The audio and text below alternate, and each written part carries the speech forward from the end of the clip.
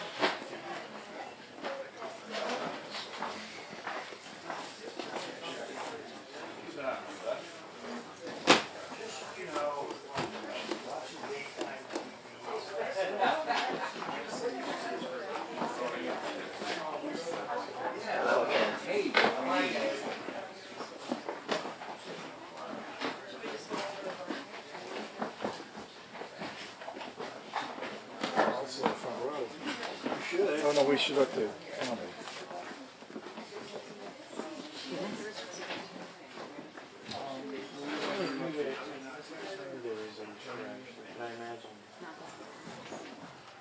The speakers are sorry, I don't know.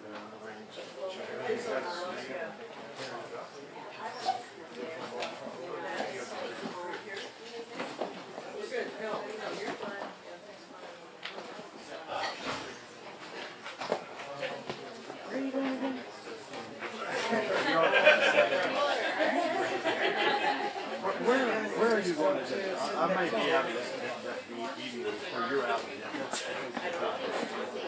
Where is this thing? Because I'll be at the station. Lupa. Oh, You know where Lupa is? Thompson and Austin?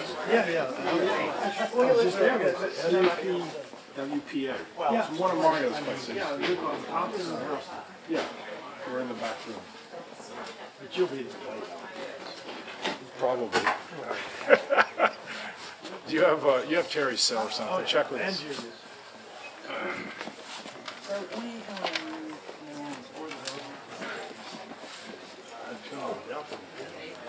Jessica and I are going back there. I mean, I didn't sit back amongst them. No, we were saving it for Anna and Jamie, but they seem to want to sit in the back. Anyway, she wants to go back in May. She wants to get her goddamn dragon. I'll get him away from office or something. Here's Joyce. Well, that's what you need to do, because that's the only thing that's going to happen. Hey, Joyce. Family. Arthur's never going to be invited over to her house. You better make it see him. I mean, like Arthur's going to be going over. Yes, we talked about this at length. I know, I'm proud of it. I'm proud of David Burke. You told me you brought everybody to tears. Okay, there's a couple up here in the front. He did.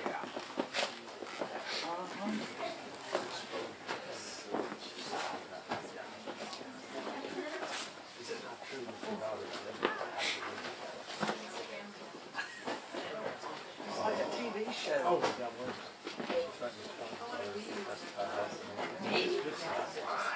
They're so happy. Yeah, well, I bet you were selling more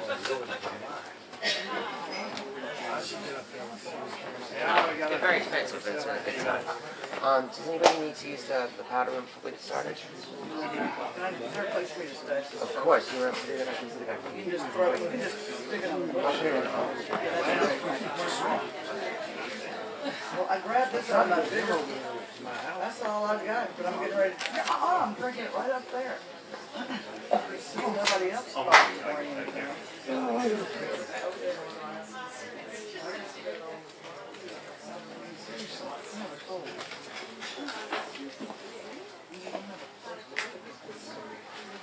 table right next to you. I'm doing it in memory of Jim. Too bad it's not VO. What? VO. Well, I have that VO. After doing it.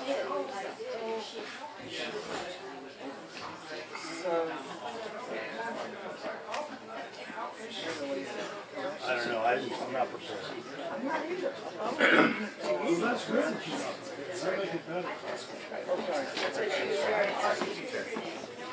Son, he's interested in sports like nobody else in business. Yeah? He's looking for some kind of summer internship. I know it's late.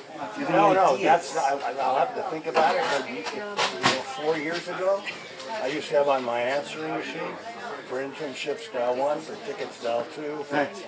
But I'm like pretty far out of that. Right.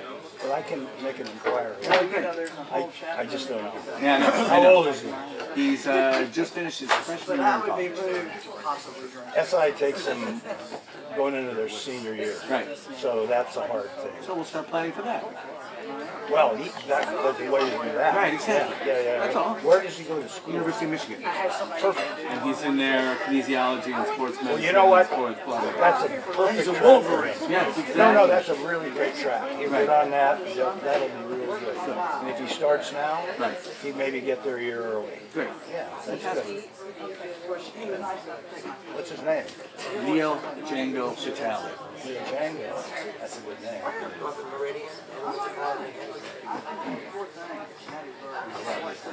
How's the post-Trumpian world treating you? Sort of loopy, you know? I can't help watching it. Right, no. And then I make notes and that, you know, Right. Here's my message this week. yeah. When it was great that you spend more than 20% of your week thinking about I a just great talked to her, I president, told her to bring me some. so don't spend more than 20% of your week thinking about this guy. It's just acid indigestion. Yeah. That's right. I'm just eating the goddamn. Next, are you gonna introduce all three of us, or? Billy is going to introduce you all three. Okay, so that's thank you. Yeah, he is the bookstore and he will do. All right. You don't have to Whoa, look worry at that. Now don't you wish he was president? Oh, I thought you were reaching toward me.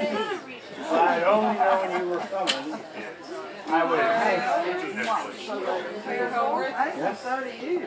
And I love watching the progress that you make with this child. Very interesting. A couple extras. Fantastic. Thank you.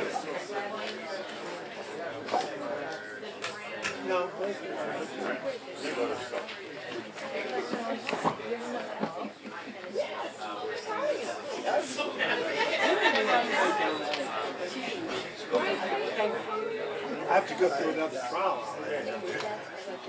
You want to give me a sign at whatever time you want to go to the Billy's going He's to going to that. do that. Billy's Monday. Yeah, it looks like a rockabilly star. Remember the stray cats? Oh, yes, right. That's what Yeah. Bill is. He's still got some gigs around town. Does he? Yeah. I'm glad he lives here. Yeah.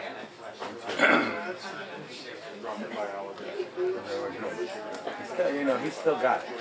Do you, what if I ask you about the menu for Little Jimmy's 70th? Do you remember it?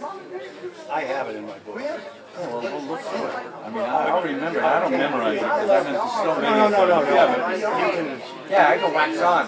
it's in my book.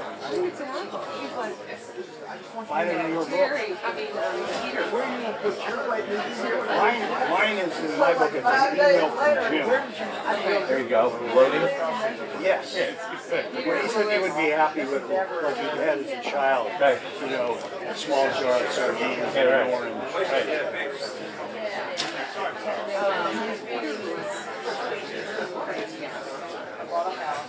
All the meals I ever cooked for Jim, Peter wrote down. Well, you want me to? Okay, I'll talk about it in your book. No, I want to have it in front of me. Yeah, yeah. Well, on the other side, That was when Nick actually cooked with Anna first. Yeah. That was when I said, it's so pretty, and I already had the plan on there.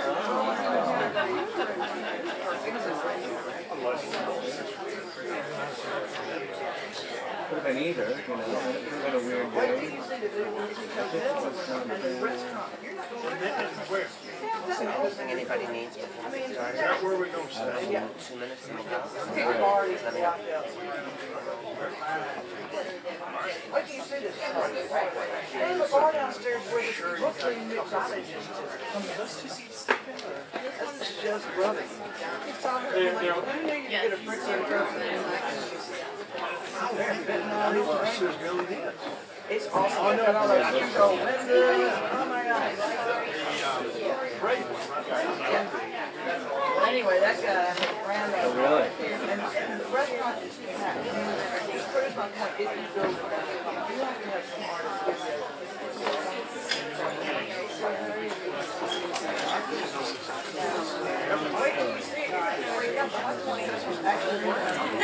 It's not. Can you find it?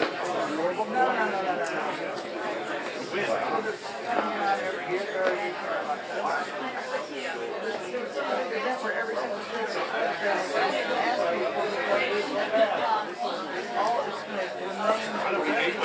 Do you know where that venue is?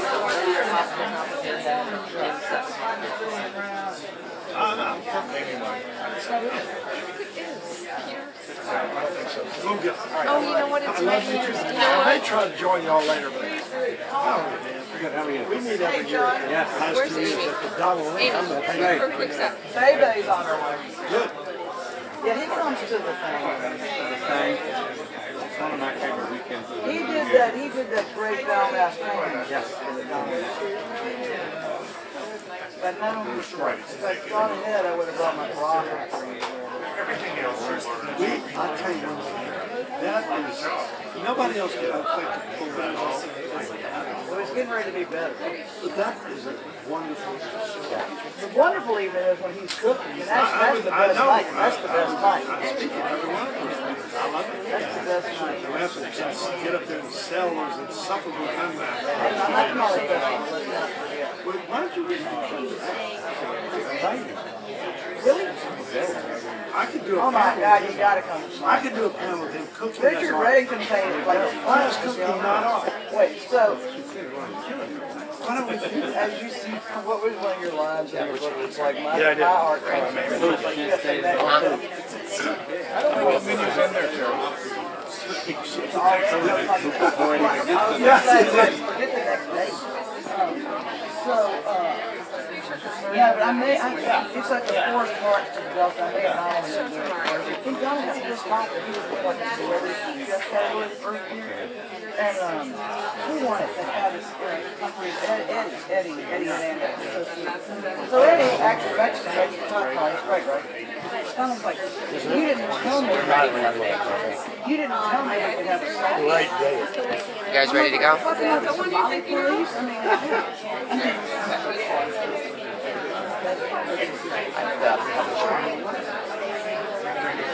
It was a whole weekend, remember? Yeah. Do what you wish. You have people who want to sit. I'm sorry. Okay. That's as good as anything I can think of. Yeah, I mean, Those chairs. All right. Loretta was there. Yeah, that's right. Nobody. I'll see people that nobody's going to sit in the front.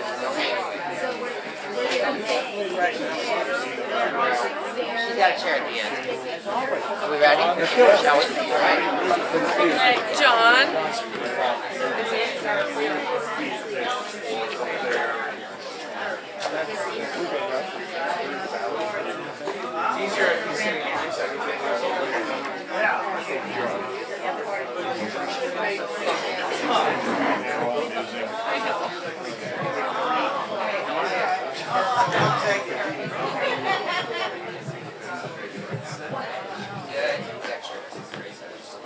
Alrighty.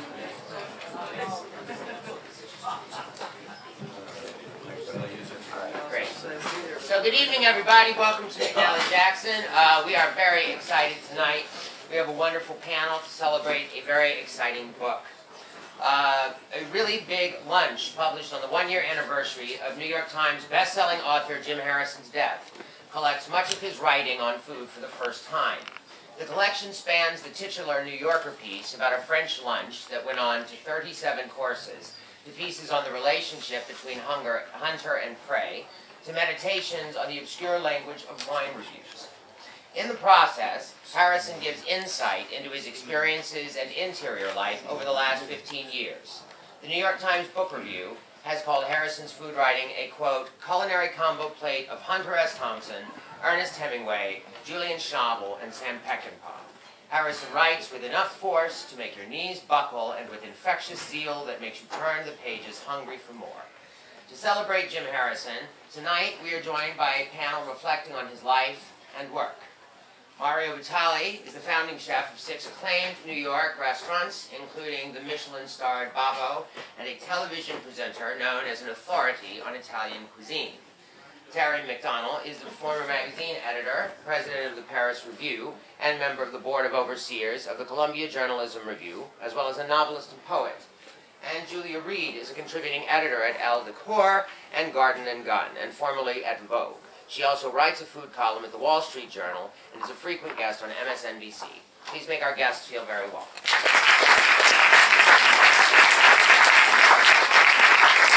Thank you. Thank you all for coming. I'm very happy to be at this fine bookstore with these splendid human beings here. We don't see enough of each other in triple, so that this is special that way, but also, of course, because we're here to talk about Jim. And these two knew him in very special ways, as will become clear, I think. I met him when we were launching Outside Magazine, and I called him up and asked him if he would do a piece for me on Key West. He said yes, but there would be some expenses. He would need a charter captain, and they would mount up. But if I was up for that, he was up for the story. He filed the story. It was perfect, almost. I thought one small change would be useful. That would be to take the first paragraph and make it the second paragraph, make the second paragraph the first. I called him to tell him this, and he hung up on me. Within maybe 60 seconds, I got a call from his agent, Bob Attila, who's a tough, reasonable guy. And I remember saying, well, are you pulling the piece? He said, no. We just wanted to be on record what an asshole you are as an editor. I said, well, but Jim can be difficult too. And I said, so we'll just think about this? He said, yeah, we'll all just think about it. So we thought about it, and I don't think Jim ever read it again because I didn't change it, and we never talked about it again. What we talked about mostly was food, actually, and different ways that food could make my life better and the way it was making his life better. And this changed dramatically in its scope when he met Mario Batali. All of the emails I got, and these were wonderful emails, would always end with a suggestion like, you should get a dog, or you should spend more time fishing, or you should retire to the arts, or things like that, until Mario. And then we started getting menus. And the most spectacular of those, in my view, was for what Jim titled Little Jimmy's 70th birthday. Do you recall? Probably. Yeah? I mean, well, we were just trying to figure it out because I remember 70th birthday was a surprise. I remember we drove through the snow to get to the place where they were at that night. But honestly, I'm not sure if we were in Arizona or in Michigan. Oh, we were in Arizona. So were we headed to Nick's house? Is that where we met him? I don't know. You were in Arizona. Oh, okay. Mario, the email had a big list of things that you had shipped ahead. Yes, oh no, I shipped them with me. Yeah. We shipped the wines in advance so that they could settle because Jim couldn't possibly drink wine that was unsettled, which I understood. But we did, let me look at the menu, do you have it? I do. I generally did big theme dinners for Jim, and if I was there for 3 days, it would be 3 different themes. Sometimes it was all around Emilia-Romagna, sometimes it was Spanish, sometimes it was anything. In this particular case, the first night, which was his birthday night, and I remember this clearly because there was a point when Nick Reens, one of the legendary great shots, friend of Jim's, a man terrorized by my wife, Susie, in the room as well, because he does some landscape for us in our house in Michigan, and he never quite gets it right. But he never misses a shot, and he did the most brilliant work with these Mearns quails, and it was the first experience I'd ever had eating them. And we went to his house, and he cooked them for us that day, which for me is the single greatest thing that could ever happen. My favorite thing to eat, of course, being anything anyone else makes. So this first night, I believe, was a meal about Madrid. So we started out with chorizo and jamón serrano. Then we had bodas, which are smoked, sweet, and pickled anchovies with chilies and lemon zest. I'm working this evening with a woman named Loretta Keller, who used to have a restaurant called Coco 500 in San Francisco, and a guy named Michael Schlau from Boston, who at that point had Radius. Then we had gambas a la plancha, which were spot prawns from Santa Barbara. Then we had cocido madrileño with guindillas and salsa verde, which is a chickpea stew with lamb bacon and spicy peppers. Then we had chuletas de cordero y morcilla, grilled lamb chops and blood sausage. Then we had 2 tarts, manzana y uva, apple butter and grape tarts. And that was kind of the light night. I believe we had 6 magnums of Verdejo and 7 magnums of Muga Rioja 2003. And the next night was Modena, and then the next night was Florence. And they just go on and on and on. And one of my favorite things about Jim was, while I was cooking, we were collaborating. Jim would come over to the shoulder and remind me that he only liked his meat medium rare, that I should be stirring this, and maybe I shouldn't be stirring that. Don't overcook the meat. If I had any access to any antelope liver, to make sure it was not overcooked. Because then, Mario, it all goes to shit. Well, you know, the email I got from him after the dinner, he said it was very splendid. However, he would have been satisfied with what he had as a Christmas present as a boy, which was a jar of sardines in a small orange. Can you, Julia? Yeah. Can you tell us about the most memorable meal that Jim cooked for you? I can. This was sometime in like the mid-'80s, and I just, his publisher was about to reissue the paperbacks of everything he'd written up to that point. And so this was before, Anna Wintour had just gotten to Vogue, and so had I, and there was still some looseness there. One could do, you know, something like write about Jim Harrison. And so I came up with this idea. I'm like, I know, why don't we do a piece on Jim and all his books up to this point, blah, blah, blah. And for some reason she went for it. And then like an idiot, I assigned the piece to someone else. And this good friend of mine, Terry, said, "You're an idiot. You're like, love this guy. You're obsessed with his books. Why aren't you going?" So I called the woman that I assigned the piece to and made some horrible excuse. And then I got on a plane. But before I got on a plane, Jim had left a message with my assistant saying, "Tell her to bring wine." Now, you couldn't call Jim because he was in the Upper Peninsula in his cabin at this point. So I didn't know, like, if he needed wine for, like, the rest of the season. You couldn't get a lot of stuff. The night, in the end, it was kind of the same thing. And so you couldn't call him back because he used the landline at the Dune Saloon, which was far, far away from his house. And anyway, so there was not time. And so I was just being extremely jealous when you were telling me that you sent the wine ahead of time. This is before 9/11, obviously. So I am like, I'd stop on my way home from work at like 9 o'clock at night, the last liquor store that's open, and have like 2 cases of wine that I am now carrying. And like, for some reason, I don't even know what I was thinking.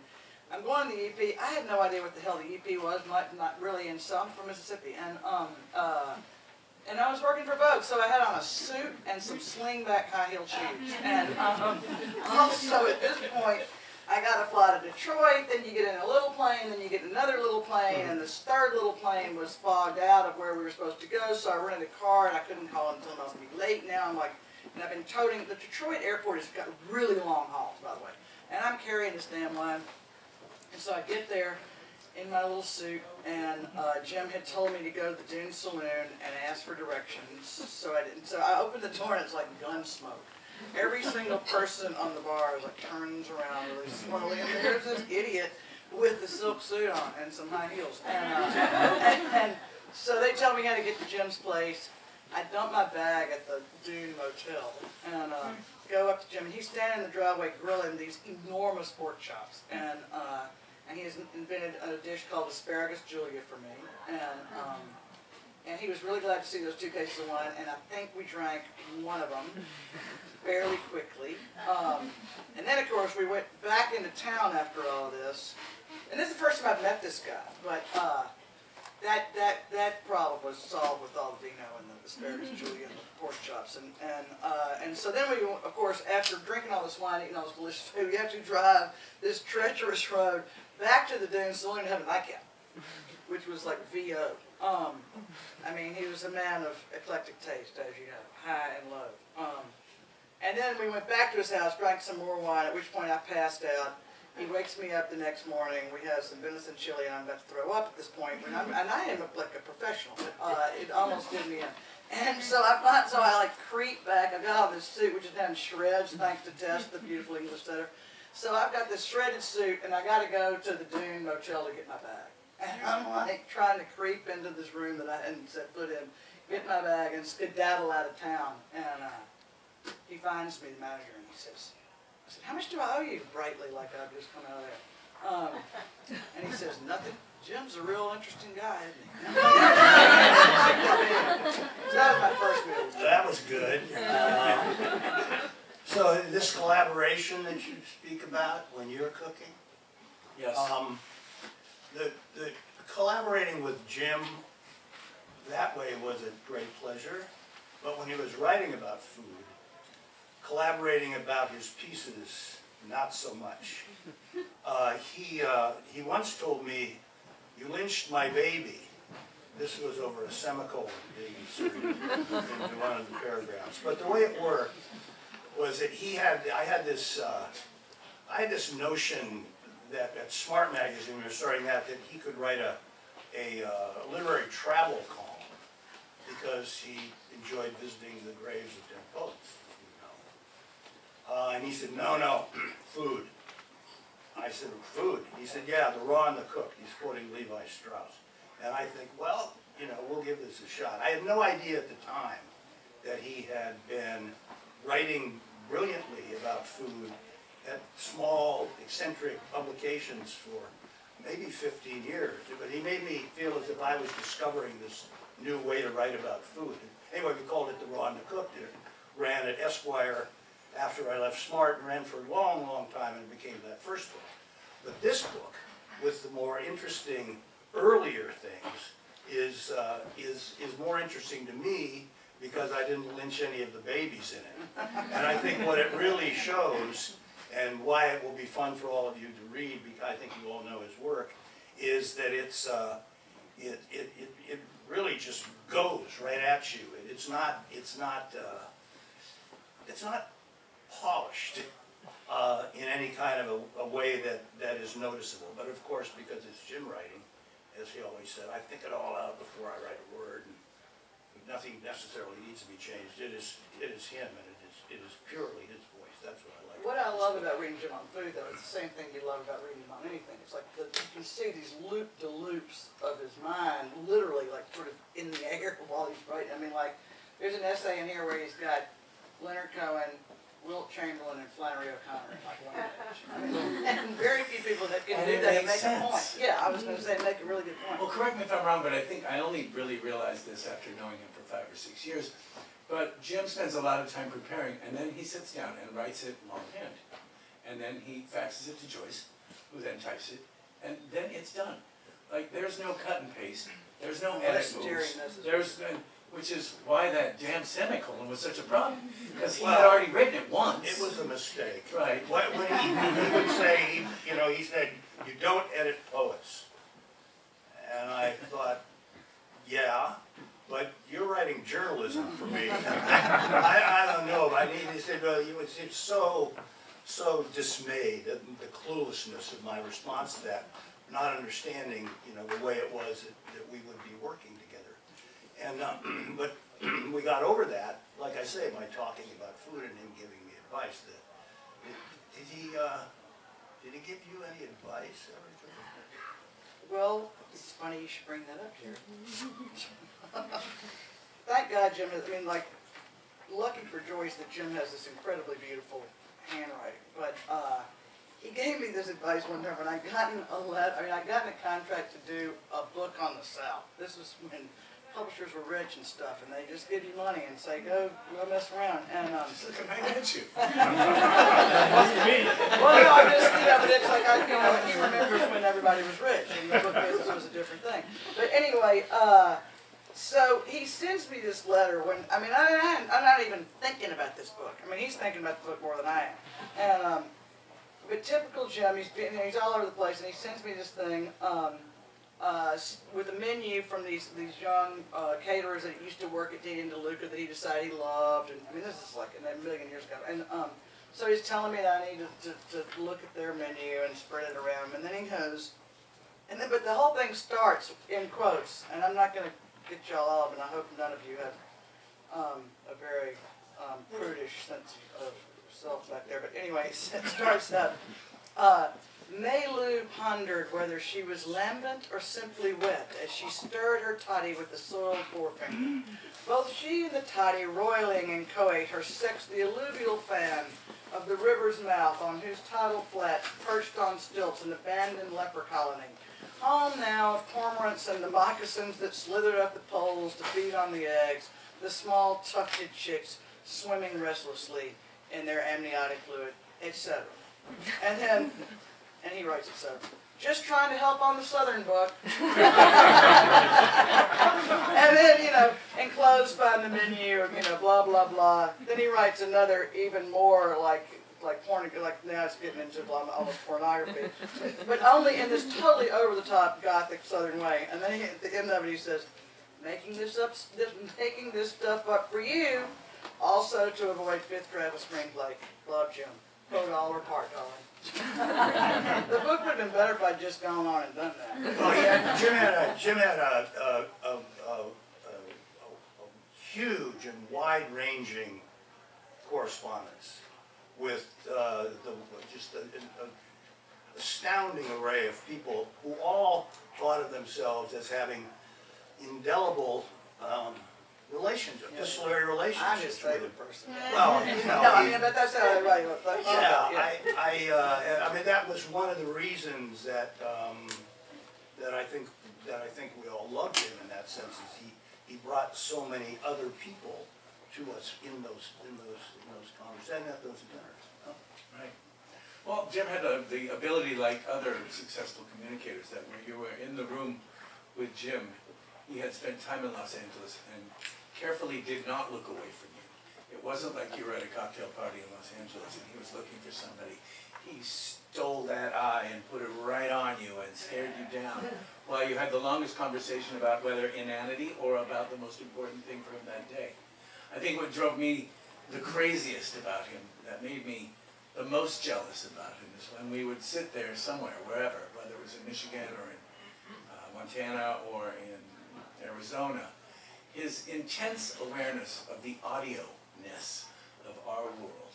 He could hear the little splash of something on the lake 200 yards out and tell me exactly what it was and what it might be doing right then and there. In the same sense, a bird, maybe a loon in a different tune than I was familiar with the loon, what it was doing and where it was going, and then the way the tree rustled against the other tree, what two kinds of trees they were. His attachment to the natural world and his ability to describe it in a way was something that made me constantly love his voice. And I can hear his voice in Michigan when the lake moves. And to this day, it's something that drives me insane. No, when I finished Elba, I thought, okay, I got to get in the car and now drive across Nebraska, which was never anything I thought I needed to do. But I mean, and also when you talk about the audio-ness of his world, he used to record like his novels into a tape recorder when he was driving up to the EP, and that's hard to do. I mean, like when I listen to my own voice on tape, I cringe. But that's sort of the rhythm of his voice is so profound in his work, especially the fiction. Is and I think that's all part. I mean, his remarkable ear. Yeah, I was just thinking though when you talked about how he wouldn't look away. That other eye was always looking. But it didn't move. No, Jim had a childhood injury and lost one eye, and so if you were not aware of that, like if you were my date to meet him at a restaurant and sitting next to him, and that would go on, it could be unnerving. Right. And then he would say, what are you looking at? Not pretty enough? He once told me that if you go to one of those strip clubs, I think Titty Bar was what he called it, he said, the first thing you do when the women come over is you say, "What's your major?" That's communication. What other advice did he give you? Oh. Well, it was, well, the last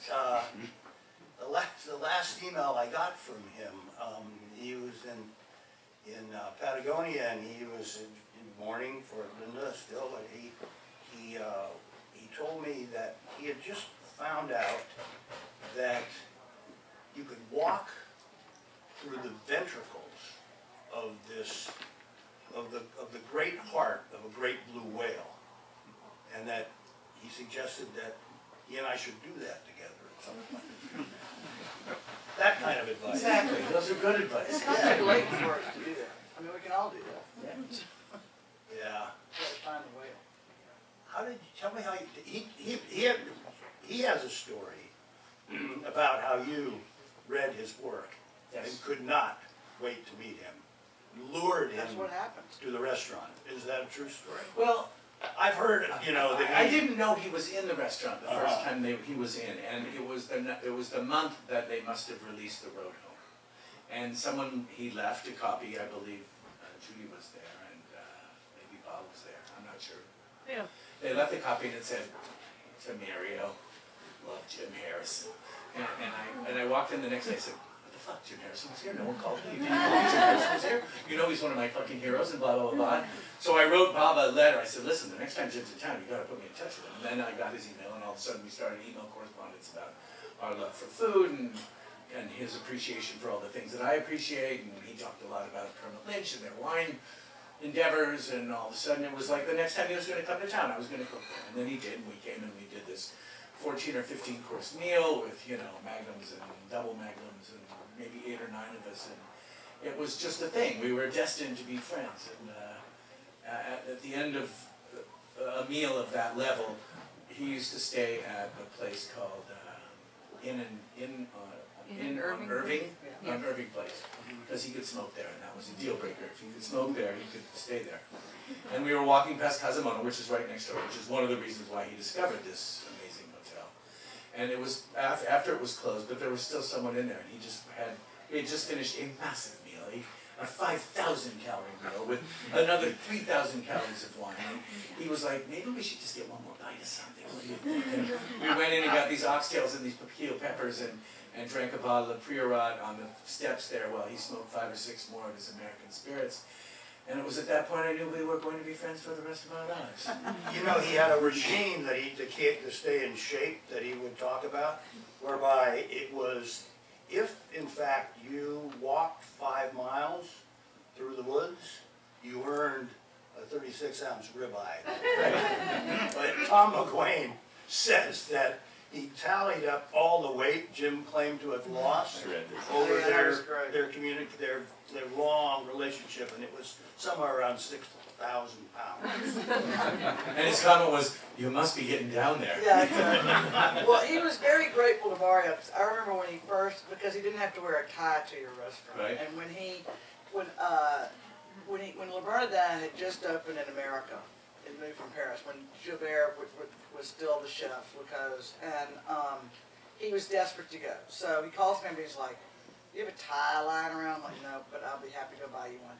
So I was dispatched to buy a tie, so we meet on the street, and we get the tie on, and we go in there. And this was before it was, we forget that LeBernardin really changed the way the whole country thought about fish and stuff. And Jim knew about fish because he caught them himself, or he'd get his buddy, my friend Charles Morgan, to ship stuff up from Destin, Florida, which he writes about a lot. But anyway, this was still in the early days of LeBernardin, and there were like these intensely rich fish dishes.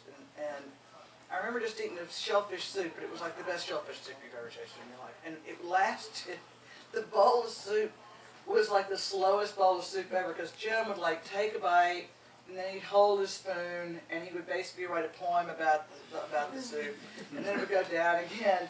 And by the end of the meal, we were literally weeping, and there was this French waiter that was just retired, and he said, "I love it when you come in, because you are so emotional, and everybody else, you know, it's a total expense account place, but nobody can afford that crap." So, I mean, not crap, but deliciousness, but very expensive deliciousness. But it was always like that when you ate with them. I mean, didn't you find that? I mean, these orations or arias or whatever on what we were. And memories about the woman's thigh or the back of her neck or whatever it was that particular taste reminded me of. It reminds me, no, it reminds me of the scent of the butcher's daughter. There you go.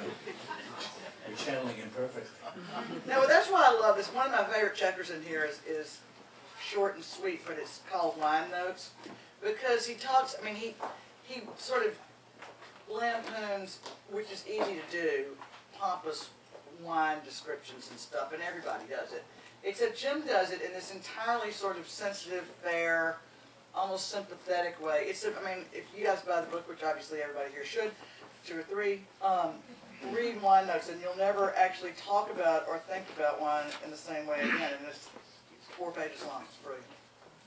But he does dip into a little thigh action, like when describing Well, wine. I remember he used to say bad white wine was the moral equivalent of the foxtrot. When I met him, he didn't drink a lot of white wine, and I changed his ways just a little bit because he knew he had to suffer through at least 5 or 6 bottles of white wine while I was cooking. to Well, get you were through an to the enormous bread influence, stuff. as I said. Exactly. You changed the... Well, Guy de la Valdaine actually enjoyed a little white wine too, which he would never have admitted to until I started enjoying it as an aperitif. Well, this anti-white wine piece must have been prior to your... way before me. No, it was a long war. Right. The white wine. Well, once he discovered Friulian white wine, which he called Friuli, then he discovered how simple it could be and how delicious it was and how it wasn't necessarily a step down from red, it was a step toward red. That's how all wine experience should be built. You start with the small step and then the next step and the next step. And one of the most important tutelages I gave him is you don't just break into the cellar and start drinking the 61 Latour. You start with something a little simpler. How well did he know wine? He definitely knew what good Because, wine was. you know, There were sometimes... times in the 70s when his daughter raided the legendary cellar and drank a lot of very expensive wine before its time, under the influence of whatever people were influenced at that time, that he still remembers back to. But we were at the house even in Michigan, and we found these old Villa Mount Edens that were legendary, and from '74, which was a spectacular vintage. We opened a couple of those, and they were still in fantastic condition, which led us to wonder exactly what Jamie had drank. And how much of it. But you know, he knew a lot about wine, but his favorite wines weren't the fancy ones. By the time I met him, he appreciated us bringing the legendary Barolo vintages, and he drank them with the same pleasure that he would drink the Gigondas. But I mean, for him, the end of the day, right, the Bandol and the Gigondas were his 2 favorite red wines, and those were breakfast wines, lunch wines, Well, and dinner they wines. went so fast. Right. Well, he always said, like everybody should drink at least a bottle of Gigondas before a meeting. That was much better. And that, like, a great way to greet the day was a couple of bottles of I mean, like, the same Right. over and over again. But he's kind of right. Most of us couldn't quite manage it. But Well, you could manage Jim's level for 2 or 3 days and then go home, check into rehab for a couple of days, and then write him back, say how much wine you drank on the way home, lying every bit of the way. Well, there was a period when he was very interested in Menudo. Yes? Do you want to talk about that for a minute? Sure. I mean, Jim's appreciation of the lesser fancy dishes of the Latin. But it was American as a culture. hangover remedy. Right, no, absolutely. Well, Well, there's that was my point. It was based on the fact that they would cure you or give lead to your pencil. Both of which happened with menudo and with ceviche. And in the morning, if you could have a bowl of shrimp ceviche or menudo after an overconsumptive night, it would cure you and also make you ready for the next day's consumption. So we had a couple of tripe dishes with the chechi beans, which is the the variation on it that the Spaniards do. And then we would also make a ceviche with every now and then I had couple of times when I was there, we had the beautiful Nantucket Bay scallops in the fall, and you just marinate them for a second in grapefruit juice with a lot of serrano chilies and some cilantro, and that was Jim's happy breakfast. Yeah. But wasn't it in the Theory and Practice of Rivers where he's writing this, like this long poem about being sort of superior on New Year's Day when the amateur revelers are like dying? And there's like a whole like stanza where he's cooking the menudos. Yeah, Right. yeah, It's a beautiful poem. yeah, it is.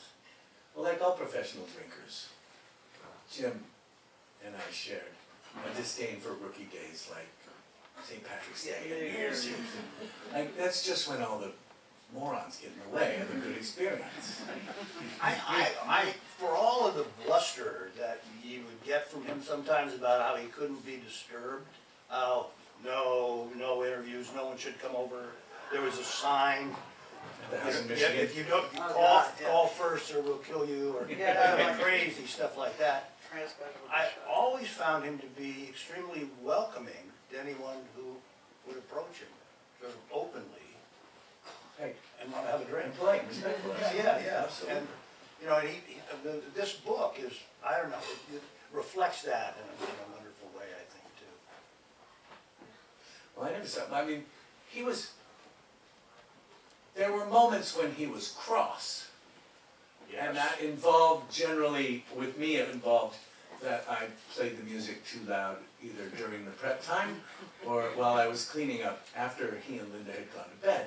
But that was really the only times he was really that kind of angry. But you could tell the next day he felt bad and saying, Mario, we should have a glass of wine before breakfast and straighten this out. And it Well, was, I know, I mean, we all had moments like that, Right. but I mean with strangers. well, strangers, he was always polite. That's what I'm Right, saying, okay, that's what all right, yeah. that's what I mean. Right, he was never that put off, as much as he pretended he was going to be put off. Exactly. Right. So he wasn't that scary. No, he was not scary at all. Oh, he was scary. Sometimes. He'd wander into that bar, he wandered into the mirror, people that knew him, that didn't want him to talk to them, scattered. Murray is one of the great bars between New York City and Los Angeles. If you haven't been to the Murray, you should go to the Murray. It's in Livingston. It's in the hotel where Sam Peckinpah lived for a certain time, and the room on the top floor, which I like to stay in because there's a couple of bullet holes still in the wall from apparently some dispute they had over some game. But this bar, which is the kind of center of town, if Jim walked in there for a couple of drinks, there would be a moment where the people that had somehow crossed Jim in the past quietly got out of the way. Yeah, well, that was true of the James Saloon also. Okay. Like I said, that was a scary bar in general, but all this chat about it, I think I'm gonna have to go back and make a pilgrimage to the James There Saloon. you go. We could go there. We could, we're gonna have to go. Let's all go. Three planes and a car. Would any of you like to ask any questions of these professionals here? Okay, then I have some questions. That was a long record. Wait. Yeah, I'll come back Surely to these all people wanna that. ask It's us. like, let me tell you something, while you're thinking about the question you didn't ask. At the Tucson Book Festival about 3 weeks ago, there was a panel to talk about Jim. And it was Doug Peacock and Phil Caputo and me in a lesser, more dignified role. And there were probably 500 people in that room. When we asked for questions, almost all of them. Shame on you all.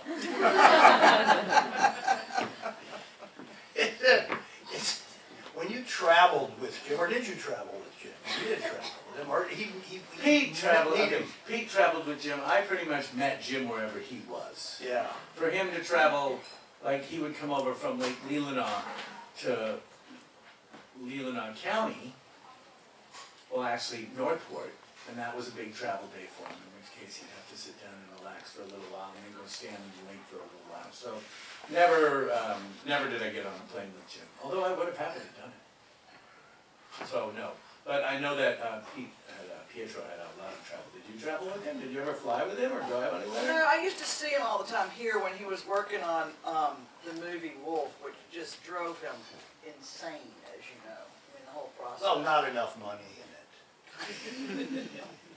And there were a lot of like, you talk about Cross, I mean, there would be like 8-hour, all-night, sort of sessions to get over his meetings with the director and stuff, or the screenwriter, whoever was working on the film at the time, there were a lot of people at Elaine's. And then, I used to see him in LA also all the time at the, what was the hotel? I mean, he always did some really weird hotel that nobody else would stay in. No, it was the Marquee. Westwood Marquee. Westwood I Marquee. mean, to me, that is weird. I mean, like, Garden- there's no, so many places was to the go Garden- Is to. it the Sunset Marquee? No, It was it was the Westwood. Westwood, so you had to drive to Westwood and eat lunch with them. So It that's was the name of famous for traveling. its gardens. We never took a stroll, trust me. I mean, we never left the bar or the dining room. We were not doing any garden strolling.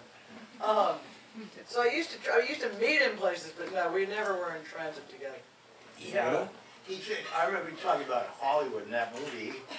He would disdain the movie business, and he was not in the movie business. But he was very proud of the people he knew in the movie business, and many of them were very close friends of his. He once, I showed him some things that I was writing about him, about how Jack Nicholson had loaned him some money to write those 3 novellas, and then they became, Legends of the Fall, and Matter gave up his name, and Revenge. And he said, yeah, that's right, but it was $30,000, and I really did write the first one in 6 days. But the point you have to get is that Jack's manager told me later that I was the only person in all of the show business who ever paid back a loan. I'm sure that's true. But I used to also meet Jim in Mississippi I see some spare Howarths back there in the back of the crowd where there's the incredibly great bookstore, Square Books, owned by Richard and Lisa Howarth. And that was toward the end, like the last place he would ever turn up to really sign. And so he loved Mississippi, he loved Oxford. But what I loved about Jim is once he, like he knew that I was from the Mississippi Delta from a town called Greenville. And every once in a while you'd just be like reading one of his books. I remember A Woman Lit by Fireflies would come in. I was on a plane to LA. I was getting ready to go see him actually. I mean, we were both decided to be there. And I'm reading this thing. And I had the worst day. I was heartbroken. I mean, I remember it vividly, and I'll spare you all the tragic details of my young life. But I remember being on the plane, so I'm like getting bored. I'm reading this book. And then all of a sudden there was a character from Greenville, and then there was somebody else with my best friend's name. I mean, he would put little valentines to his friends in the books, which were so incredibly sweet. And my heart just soared on the airplane. Not broken anymore. Any questions yet? There Good. you go. So I'm kind of curious, over having tracked a lot of the different food columns where he would talk about his own recipes, and it would be, some of them would seem very plausible, and then some of them one would wonder how they worked and if they worked. So I'm curious, any of you felt there were outright disasters in his cooking or culinary repertoire, or just anything that just seemed too much to work or too outrageous to work? No. No, I would say that a lot of the recipes that Jim discussed, maybe 20 or 30 years ago he cooked, but I would say that in the last decade, probably Linda did the lifting and Jim did the discussion. So they were good, but when he talked about a rag of bolognese, I'm pretty sure Linda cooked it. Although he may have talked about shopping for him. But I think there was a nice piece in the last Sunday paper this week about that Sam Sifton wrote about a Caribbean spicy stew that I'm pretty sure he must have made, because one of the things he was adamant about is, don't fuck with my recipe. And it was, please don't ever change anything or he won't be accountable for it. But Sifton said that when he tried it, I'm like, he did have to mess with it. It's like, okay, and then stir in the onions, except where were the onions? I mean, the thing is, that it's the hardest, Mario can tell you better than I can, the hardest thing to do is write down a recipe.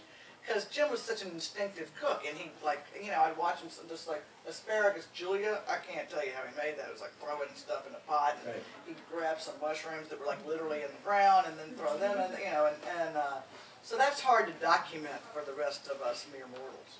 So the answer to your question is, yes, there are probably some recipes that absolutely would create a disaster if you were to follow them from a distance. But if you were standing next to them, they would make absolute sense. Yeah. Or if it was in an email, you would just say, fantastic. Right. One more? Any more questions? Mickey was hungry, what are the same? Okay. That's what I thought about. A final note, Julia? Oh gosh, I don't know, read this book.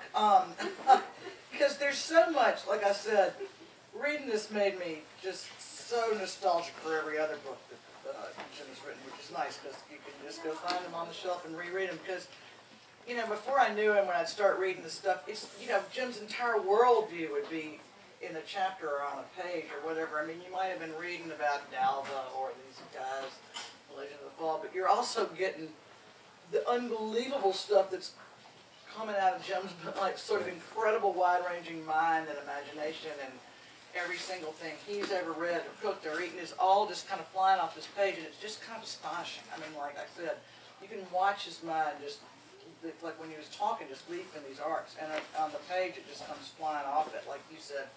And this especially, because he's not creating this, you know, beautiful prose, but it's great, but it does, it's flying fast. And it's just so, like I said, you got Wilt Chamberlain, Leonard Cohen, and Flannery O'Connor having only been kissed one time in their life on one page. And you sort of feel his pain about that. It just gets better and better. You can't. One of the things about having a conversation with him is every single moment of it was an introduction to 1,000 different concepts that you were never really scratched, and you realized he thought about them a lot and had already distilled it down to a single sentence for you right then and there. And 1,000 different books you better like. Right, and when you sat with him and talked with him, it was like that. And I can hear his voice to this day, almost every day. And when you read his writing, it is exactly that. And while he's talking about walking through the woods and hearing a loon in the corner of his mind, and talking about that knife that he remembers that he cooked with at a certain point, and the soup in Mexico that he once made, it is exactly like you're talking to him. He thought that way and he spoke that way. And his writing is exactly that, and it is so filled with opportunity to inspect your own mind that it was something that really, to this day, makes me miss. Beautifully put. Thank you. An opportunity.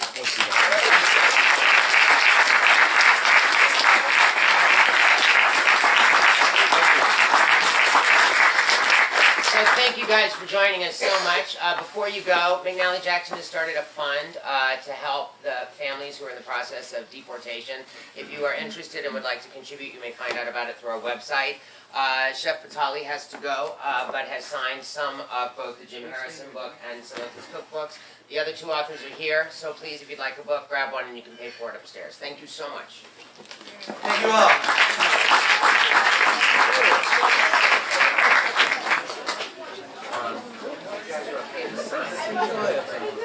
So did you have your book group or? Yeah, it's oh, good.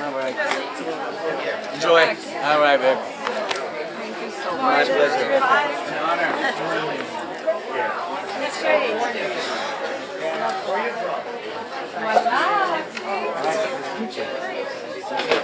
Morgan I'm surprised there was no alcohol. I was too. I'm like, Marco, goddamn, where did she get There's chicken nuggets at the restaurant. Are so good at any actual reading or event?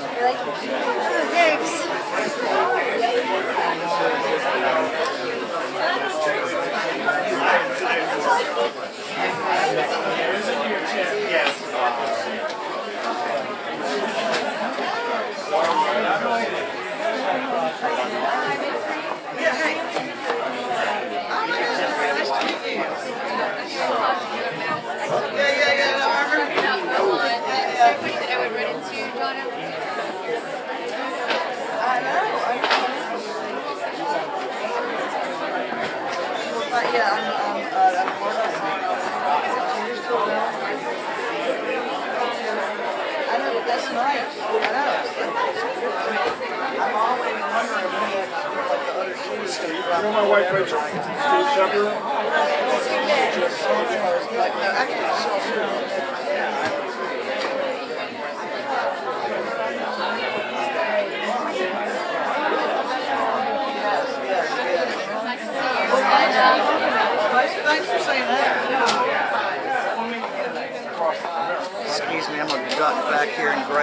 Nice job today. Oh, thanks. I mean, we're kind of like, it would have been a hell of a lot better if the publisher Julia, hi. thought it ran this line. I just wanted to introduce myself. I'm Mary Witt. It's like such an honor to meet you. Oh, hi, yeah, thank I'm from you. Beaufort, South Carolina. So Oh, I was gonna say, I love you. Oh, yeah. I'm there a bit. So Oh, where do you yeah. live? I live in New York, where Harper's Bazaar. Nice evening. Yeah. Well, good. I still actually read Harper's Bazaar. Oh, yeah? That's good to hear. Beautiful new issue. Yeah, I know. It's fun. It's a good time. Well, you just knew our new gun issue. I just read your book. You got our anniversary. I know. I'm glad to see you hanging in. It is. It is. I can't read, but it seems like Too much of it, yeah. I'm sure that's how it'll be about. This is my boyfriend, Carter. Hey, nice to meet you. Anyways, how long have you been up here? About 4 years? Yeah, not too long. Are you from Beaverton? I'm in Virginia, between Richmond and Virginia Beach. Don't like the accent she does. No, that's right. I was just in Richmond. Richmond's like It is. Yeah. city back there. There's that hip new hotel and shit. Yeah. Really nice. What We went to Carrie's neighborhood? Yeah, it's very Yeah. It's. I was pleasantly surprised. a bunch of friends who either moved there from Franklin.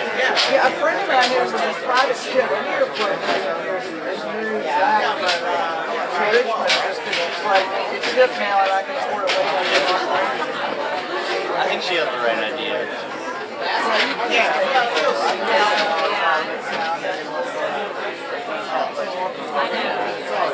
I went to Swanee and I saw my friends out there.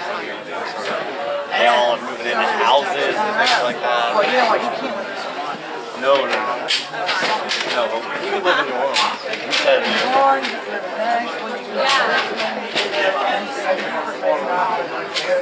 you don't have enough money to live in. Yeah. It's very small. I think we're looking at like Nashville, New Orleans.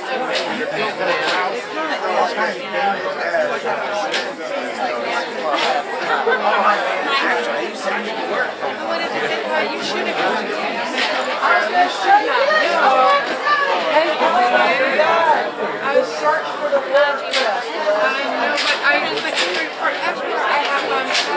Watermelon, dried watermelon, and I think about it. That's a